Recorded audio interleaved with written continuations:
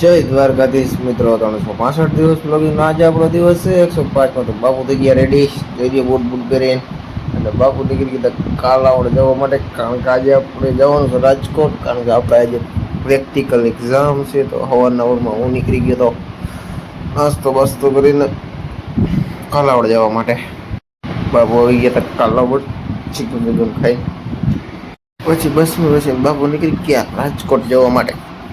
પછી બાપુ આવી ગયા હતા મોટા મોવાને, નીકળી ગયા કોલેજ તરફ જવા માટે.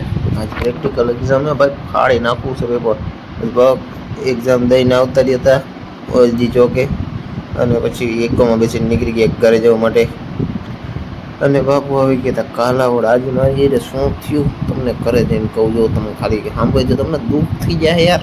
પછી બાપુ પ્રિન્સેસને લઈને નીકળી ગયા ઘરે જવા માટે. ચેરા બેરા લઈને નીકળી ગયા ઘરે જવા માટે. બાપુ આવી ગયા છે ઘરે. આજે મૂડ અને મગજ એની માણી નાખી છે કોલેજ વાળા. હવે તો શું કેવું મારે એને, શું કેવું. ચલો બુટ બુટ કાઢી નાસ્તો પાણી કરી.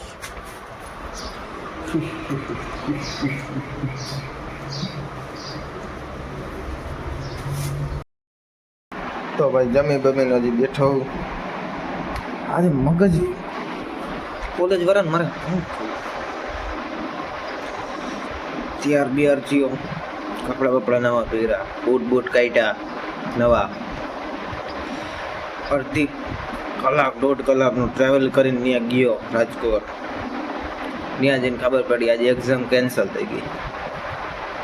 હજી પોગીને હજી ક્લાસમાં બેઠો ને ત્યાં સાહેબ આવીને કહી આજે એક્ઝામ કેન્સલ, કારણ કે લાઈટ નથી. અને આપણે હતી પ્રેક્ટિકલ એક્ઝામ. શું કરી લેવું કાંઈ નો પાછા આવતા આમ ને માઇલા. વર્કઆઉટ બટકાઉટ ખતમ કરીને રમી બમીને બાપુ આવ્યા હતા રોડ ઉપર હાલવા માટે. હાલી મોજ કરો. હવે જઈએ ઘર બાજુ.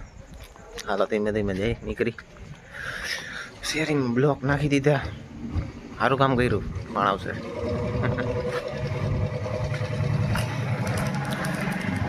આજ હાથ એટલું જ મળીશું નવા મિની બ્લોક સાથે. ત્યાં લગી બધાને જય દ્વારકાધીશ.